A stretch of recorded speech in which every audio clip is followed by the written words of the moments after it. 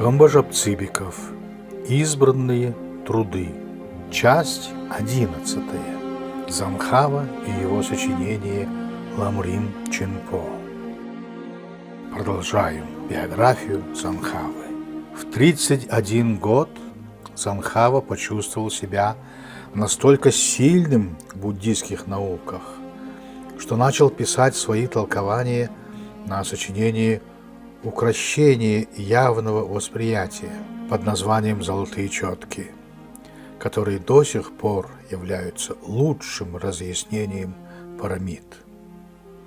Изучив части Ганжура и Данжура, известные под названием сутр, Дзангхава задумал тотчас перейти к изучению тантры, хотя упомянутый выше учитель его Ремдава, которого он слушал, преподав тантру Сундую, это тайное собрание, советовал в дальнейшем заниматься только сутрами.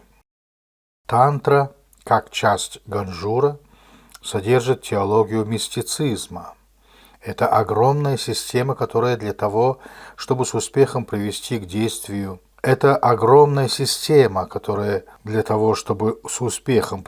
в действие созерцание, повторение и мудры, требует высших умозрений, известной нравственности и способности быть достойным сосудом. Отсюда переходит к толкованию о значении учителя и необходимости посвящения, без которого не может быть никакого успеха. Сами же северные буддисты тантризм считают уже особой колесницей, так что у них 3 колесницы – Хинаяна, Махаяна и Мантраяна. Иначе колесница Тантр или Дарани еще называется по-тибетски Дорджи Тыкпа, колесница Ваджры или алмазная колесница. Появление ее в северном буддизме в Индии относят к позднему времени. В тантре стали в большом употреблении дарани, особые статьи, формулы, посредством коих можно достигнуть той или иной цели. Они по трудности содержания остаются даже не переведенными с санскрита ни на тибетский, ни на монгольский язык. Поэтому смысл их недоступен. Все суровые божества появились в тантре как заимствование из индийского шиваизма. Тантризм, по словам Викера, не имеют ничего общего с буддизмом, который он вытеснил.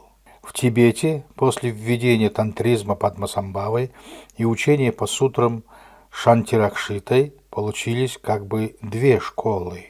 О том, в каком взаимном отношении были эти школы, можно судить из слов главного ученика Дзангхавы Кхайдуба в написанной им биографии своего учителя.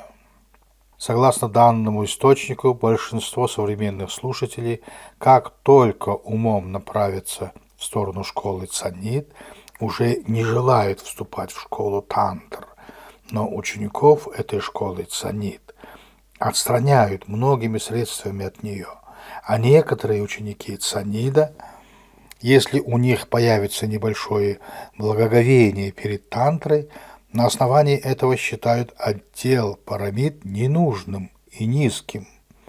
Затем направляются прочь и отклоняют от нее и других. Грехи от такого отношения очень велики, и созревание предчувствуется в виде весьма сильных страданий.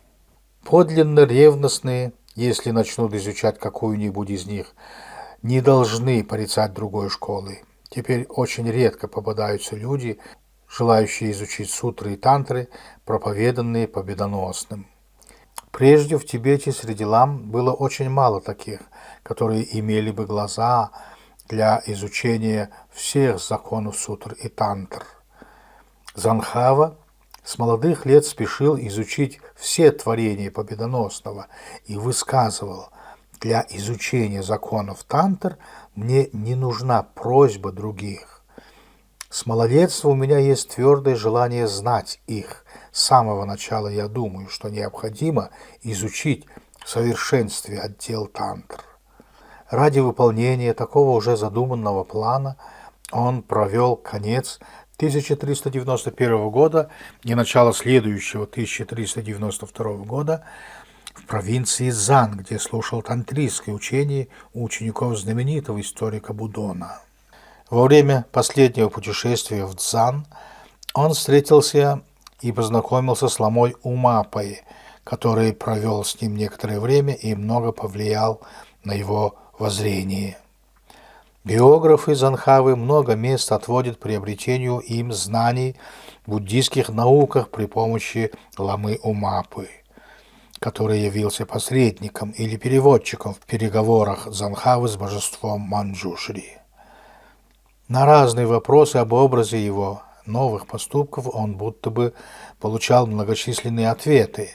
Дзангхава в этот период жизни до 1945 года усовершенствовался в высшей буддийской философии школы мадхьямиков Прасанга. Загадочный был человек этот Умапа. Вот что говорят о нем биографы. Он родился в провинции Восточного Тибета Кам и имел имя Дзондусинга, а по тантре – Бабо Дордже. Он усовершенствовался в буддийской философии о пустоте. В начале своей жизни он не заботился об учении, но из груди его сами по себе раздавались звуки мистической формулы Аравазана. Во время издавания этих звуков волосы у него поднимались. Нельзя было никак подавить появляющуюся в это время икоту. Он однажды на родине пас скот. Из груди раздавались формулы Аравазана, и он упал в обморок. Когда он очнулся, то перед ним будто явился черный Манджушри. После этого он, получив наставление, стал созерцать Манджушри. Многократно видел образ его и слышал его речи. Затем он отправился в Центральный Тибет и учился парамитам в монастыре Санпу. Прежде чем ходить по обычаю того времени по монастырям, он пожертвовал общине духовных все свое состояние. В это же время он усовершенствовался в тантре. Умапа, между прочим, посетил и монастырь Сакья, где у ламы Римдабы выслушал Винаю и Мадхьямику. При помощи этого ламы Дзангхава выяснил многие интересовавшие его вопросы и вполне усвоил сущность пустоты. Эта сущность пустоты понимается так. Истинную сущность всяких законов мудрецы не исследовали и не исследуют, так как нет ничего, за что бы держаться. Это подобно цветку в воздухе. Никакие видимые объекты не существуют и на деле пусты, как вообще, например, нет лотосов, выросших на небе. Внутреннее чувство также не истинно и пусто. Его сущность не найдут не только люди, но и Будды Сугаты. Средина, Мадхьяма, есть сущность пустоты. Разум, соединившийся со срединой, есть премудрость, восприявшая сущность пустоты. Сущность пустоты и премудрость, в свою очередь, не имеют сущности. Хотя плоды для суетного мира будто достоверны, но нет ничего, что по существу можно бы признать. Если познать сущность пустоты, то это верный путь для избавления от страданий и приобретения святости Будды. Постепенно, с приобретением познаний в буддийских науках, Дзангхава стал привлекать к себе учеников. В 1392 году, как говорят биографы, вокруг него образовалась община из 8 последователей. И это было началом новой секты, которая вначале увеличивалась понемногу, что видно из того, что через 2 года учеников оказалось 12, а через 5 лет 30 человек. Любознательность влекла Дзангхаву в Индию, и он, покорный местному обычаю, обратился к ламе Намхаджалсану за предсказаниями. Последний вещал, что он достигнет положения наставника в Ваджрасане. Он проживет недолго. Это предсказание удержало Дзангхаву в Тибете. Он таким образом остался в Центральном Тибете, но слава о нем стала сильно распространяться. На 41-м году его жизни явился к нему лама Дарма Ринчен, которому суждено было затем сделаться его заместителем на священном троне в Галдане. Биография отмечает 5 качеств Дзангхавы. Первое – это много слушал теоретических знаний. Второе – видел истину практических качеств. Третье – был искусен в произношении слов. Четвертое – не думал об имущественных приобретениях, был милосерден. Пятое – не имея лени в обдумывании и исполнении, не имел недостатков. В 1400 году он настолько уже отличился между ламами, что составил хвалу из 5 стихов своему учителю Ламе Римдабе, содержание которого таково: «Преклоняюсь перед ногами Шонну Ладе Римдабы, высшего украшения тибетских мудрецов, Авалокитешвары, великого клада неизмеримого милосердия, и Манджушри, обладатели чистого знания. Спаси также и меня, желающую спасению пчелу». Ремдаба был смущен таким обращением и почел за лучшее обратить эту хвалу на самого автора, переиначив слова и получив следующую строфу: «Поклоняюсь стопам Лапсандак», что означает «прославившегося умным». Дзангхавы, высшего украшения тибетских мудрецов, Авалокитешвары, великого клада непостижимого милосердия, Манджушры, знающего начисто все. Затем тантристы прибавили в середине стих «хозяйство тайного Ваджрапани, победителя всех полчищ бесов». Таким образом, Дзангхава еще при жизни начинает обоготворяться наравне с Авалокитешварой и Манджушри. Настоятели тогдашних главных монастырей Санпу, Деваджана, Гунтана, Гадона, Джармалуна, Зулпу слушают от него учения в Паталасском дворце. Патала – собственно скалистая горка на равнине, где находится столица Центрального Тибета Лхаса. В конце XVII века знаменитый пятый Далай-лама Гванг Лапсон Джамсо, или вернее его правитель дел Санче Джамсо, построил большой дворец, превосходящий своей архитектурой все тибетские постройки. Теперь тут резиденция Далай-ламы. Дзангхава стал проповедовать и сутры, и тантры, причем в тантризме он устанавливает главным правилом почитания друга добродетели, или ламы, предъявляя большие требования к такому ламе, но в конце концов, в силу времени, давая ему разные снисхождения. На 46-м году жизни в монастыре Раден он пишет сочинение «Ламрим», первую часть которого составляет даваемый мной перевод. Не входя в изложение содержания этого сочинения, я приведу предсмертный отзыв автора о своем труде. Будущие последователи моей секты, кои будут недовольны тем, что не видели меня, пусть читают мои степени пути двух родов. Это будет одинаково со встречей со мной.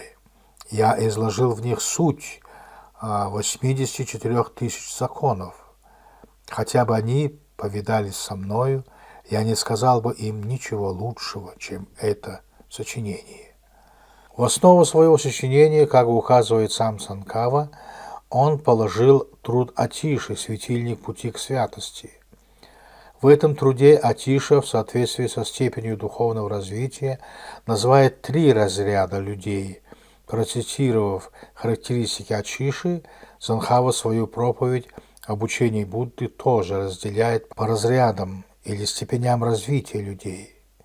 Самое низшее развитие будут иметь те, которые, заботясь лишь о собственном блаженстве, поглощены круговоротом жизни. Среднее развитие будет у того, кто, хотя и отвернулся от суетного блаженства мира и отказался от греховных дел, но заботится лишь о своем спокойствии.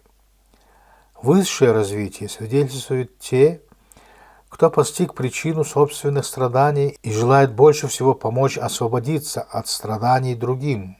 Каждый разряд таких людей требует собственного учения, но не изучив законы для низшего разряда, человек не может приступать к изучению высших законов. Поэтому все учение целиком может быть предметом изучения только людей высшего разряда.